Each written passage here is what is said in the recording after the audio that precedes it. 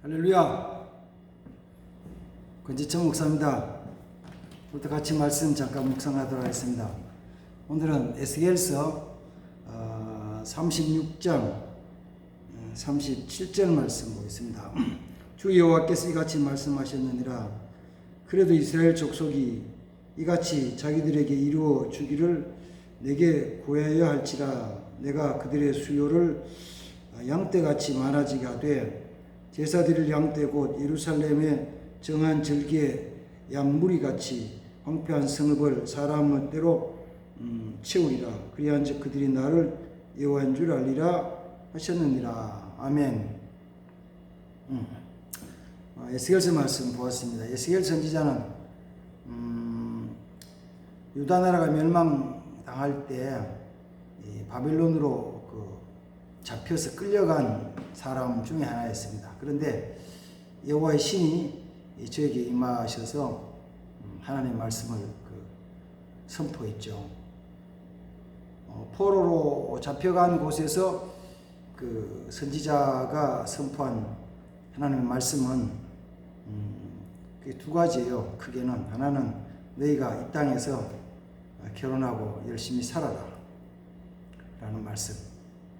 많은 사람들이 고국으로 돌아갈 것을 기대하고 막 소망했는데 선지자는 그 땅에서 너희가 결혼하고 가정을 꾸리고 그리고 이 나라의 평안을 위해서 기도하며 열심히 살아라 라는 내용이고, 또 하나는 이제 때가 되면 하나님이 너희를 가나안 땅으로 돌아가게 하실 것이다. 그때를 기다리라는 말씀이죠. 그러면서 이 모든 것들은 하나님이 주관하신다는 것입니다. 이스라엘이 바벨론에 멸망당한 것은 이스라엘이 힘이 없기 때문인 것만은 아닙니다. 또 반대로 얘기하면은 바벨론이 유다 나라를 침략해서 점령을 하고 예루살렘을 파괴하고 성전을 파괴했던 것이 바벨론이 유다보다 강하기 때문인 건 아닙니다. 그럼 뭐냐 그러면 그는 하나님이 하시는 거죠. 하나님이 유다 나라를 멸망을 시키신 것이죠. 하나님이 예루살렘을 버리신 것이죠. 그래서 유다 나라가 멸망을 당하고 예루살렘 성전이 파괴되고 예루살렘 성전에 있던 기명들이 바벨론으로 옮겨간 일이 생겼죠. 그래서 멸망을 당했어요. 그럴 때 하나님께서 선지자를 통해서 말씀을 하시는 거죠.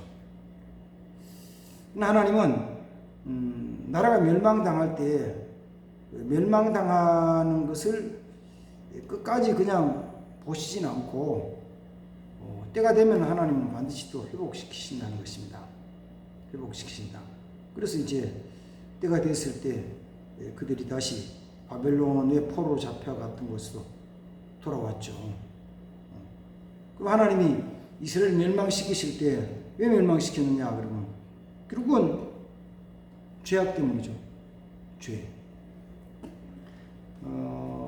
이스라엘 멸망당한 죄에 대해서 예레미야서에도 말씀을 하고 멸망당한 이유를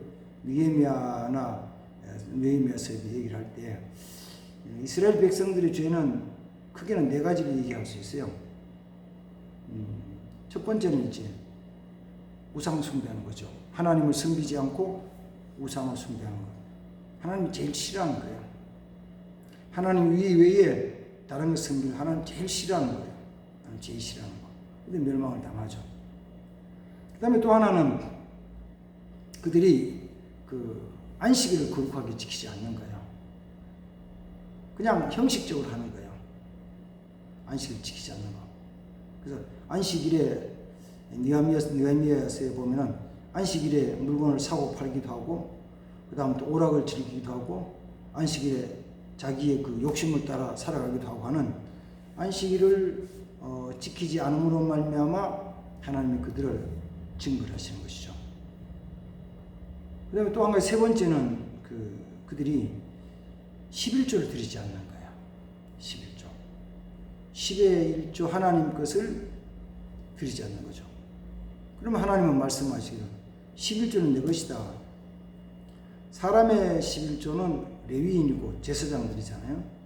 이스라엘 온 족속들이 하나님을 섬겨야 되는데 하나님의 성막과 하나님의 성전에서 섬기도록 그 온 이스라엘 백성을 섬기도록 대표해서 뽑은 자들이 레위인이고 제사장들인데 그 사람으로 말하면은 하나님 성전에 가서 해야 될 그런 레위 족속들이 있고 물질로 말하면은 10분의 1, 11조는 하나님의 것이다. 특별히 레위기서 27장 마지막 끝에 가면은 그건 하나님 11조 드려라. 여호와의 것이다. 그러면 하나님이 너에게 복을 줄 것이다.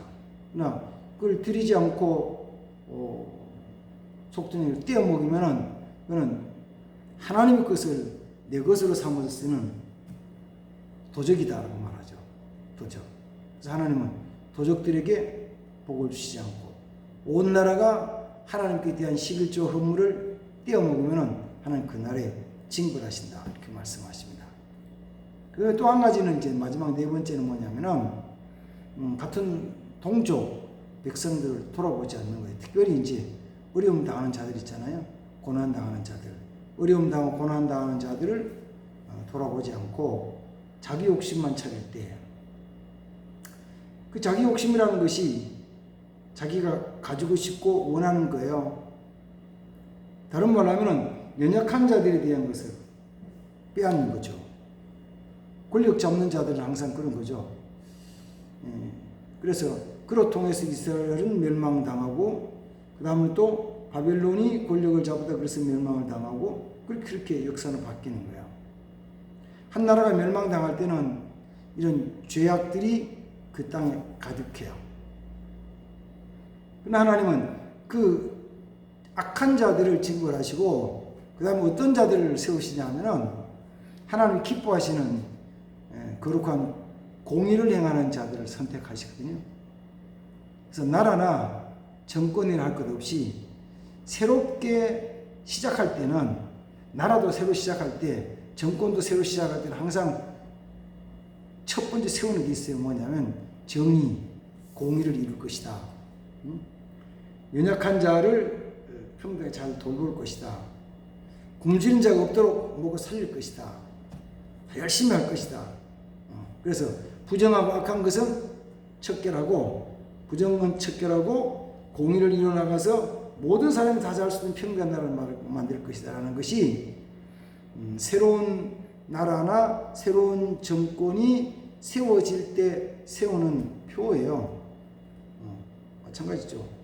그러니까 그러면 그 새로운 나라나 새로운 정권이 세워질 때 그런 것을 정의, 공의, 평등, 평안을 이야기를 할 때 그냥 정말 단순히 표 얻기 위해서 나라 정권을 잡기 위해서 말로만 하느냐면 그건 아니고 실제 그 마음 속에 정말 그 실제 마음 속에 그렇게 되기를 간절히 소망하고 그래서 어떠냐면 저 지금 있는 나쁜 정권, 저 나쁜 나라들에 대한 것을 징벌하고 정의를 세우겠다는 거잖아요. 그게 어디까지 진실인지는 모르지만은 결국 러시아가 크림반도를 침략했던 때나 지금 우크라이나를 침략해서 동부 쪽의 것을 빼앗고 하는 그 과정 속에서도 똑같이 하는 게 그거잖아요. 그 지역은 우리 러시아인이 있는데 러시아인들이 억압을 당하고 있다. 고통을 당하고 있다. 우리가 해방시켜서 그렇게 편안하게 할 것이다 라는 그 명분으로 침략하는 것이죠. 그런데 보통은 그 명분으로 정의와 공의 평안을 위해 가지고 명분으로 정권을 잡고 나라를 세우면은 그게 어느 일정 기간 동안은 지켜져 가요. 어느 일정 기간. 일정 기간이라 그러니까 얼마인지 그거는 나라마다 통치자마다 다르겠지만은 그게 1년이든지 5년이든지 10년이든지 20년, 30년, 100년 잘 몰라요. 그래서 일정 기간 동안은 그걸 지키다가 어느 때가 되면 이게 이제 부패하는 거죠. 그래서 자기들이 정의를 행한다 하면서 억압을 하고 탈취를 해요. 자기들이 정의를 이룬다는 건 명분이고 가지고 나중에 자기네 정권이라는 나라를 유지하고 지키기 위한 수단과 방법으로 사용해 가지고 나머지 사람들을 정적이라 그래 가지고, 정적들은 이름은 포장 이렇게 하는, 항상 정적들에 대한 적에 대한 이름은 항상 이거예요. 부정한 자, 척길 대상자죠. 그렇게 해가지고 그리고 부정이 많아지면은 그때는 바뀌는 거예요. 정권이 바뀌고 나라가 바뀌는 거죠. 나라가 바뀌어 나가요. 그럴 때 가장 악이 횡행할 때, 악한 것이 많을 때 하나님은 선지자를 보내셔가지고 백성들이나 지도자들이나 진리로, 말씀으로, 공의로 돌아오라고 자꾸 부르시죠. 그 부르시는 모습을 선지자 활동이라고 그래요. 선지자가 언제 제일 활동을 강하게 많이 하느냐 그러면 악이 횡행할 때, 성경 역사로 얘기하면은 북쪽 이스라엘은 선지자가 가장 강력한 선지자가 일어났을 때가 엘리야와 엘리사 시대잖아요. 그때 엘리야와 엘리사가 가장 강력한 선지자인 그들이 활동할 때가 언제냐면은 사회 역사적으로 얘기하면은 아합의 그 자녀들이, 아합의 가문이 나라를 통치할 때예요. 가장 악한 때죠. 그때 가장 강력한 선지자가 활동하는 거죠. 그럼 유다 나라에는, 남쪽 유다에는 그래도 누가 가장 강력한 선지자로 등장하냐면은 눈물을 흘리면서 활동했던 예레미야와 선지자 중에 선지자였던 이사야, 그들이 활동할 때 언제요? 가장 악한 시대는 므낫세 왕이 통치할 때. 그 다음에는 또 나라가 멸망당해가지고 멸망당할 때 그 악함은 뭐 말할 수 없죠. 그 악한 때에 있었던 이 나라 멸망당했던 예레미야가 가장 강력한 선지자 활동을 하죠. 왜 그렇게 하느냐면 하나님은 죄로 말미암아 무너졌던 것을 회복시키기를 원하시는 거예요. 회복시키기를. 그래서 죄로 말미암아, 아담이 죄를 지음으로 말미암아 하나님께서 에덴 동산을 잃어버리고, 그 다음에 잃어버릴 뿐만 아니라 나중에 하나님 그걸 없애버렸잖아요. 없앤 게 뭐예요? 파괴시킨 거죠. 하나님의 손으로 하나님께서 파멸시킨 것인 거예요. 이스라엘이 범죄했을 때는 이스라엘 나라를 이방 나라에 붙여서 파멸시키는 거예요. 파멸시켜요. 이 세상도 마찬가지. 세상이 악해지면은 하나님이 악을 진멸하시는 것이죠. 악을 진멸하시는. 그리고 새로운 믿음의 사람을 통해서 새로운 나라를 세워나가기를 원하시는데, 그래서 역사는 나라가 섰다가 죄로 말미암아 멸망당하고, 새로운 나라가 새로운 믿음으로 바르게 해보기 위해서 바르게 하기 위해서 섰다가 또 망하고 또 망하고 또 망하고, 그 역사가 흘러가는 거죠. 그리고 그 가운데서 하나님의 궁극적인 하나님의 그 뜻, 마음에 가졌던 하나님의 계획은 뭐냐 그러면은 죄로 파괴된 다시 회복시키는 거예요. 다시 만들어 나가는 거. 잃어버렸던 낙원을 다시 만드는 거잖아요. 그게 뭐예요? 하나님께서 잊어버렸던 에덴 동산, 이제부터 하나님의 동산 다시 회복시켜 다시 새롭게 하시는 거예요. 새로운 하늘과 새 땅, 새로운 하늘과 새 땅. 그게 뭐예요? 신천지예요. 신천지란 말이 한문인데, 한글로 쓰면 새 하늘과 새 땅이에요. 그게 신천지예요. 요한계시록 10장은 신천지예요. 그 새 하늘과 새 땅에 대한 것을 신천지라는 단체가 써서 문제가 되는 거죠. 원래는 그게 정말 우리 소망하는 곳이에요. 새 하늘과 새 땅, 신천지. 하나님 그렇게 가실 거예요. 이루어 나가실 거예요. 그럼 오늘 어떤 그 에스겔서 36장 속에서는 아주 중요한 말씀을 해주세요. 그게 뭐냐 하면, 하나님께서는 그런 계획을 가지고 파괴되고 무너졌던 예루살렘을 다시 회복시키시고, 거기에 양떼들이 많아지게 하고 사람들이 많아지게 하고 기쁜 찬송의 노래를 회복시켜 주실 것이다.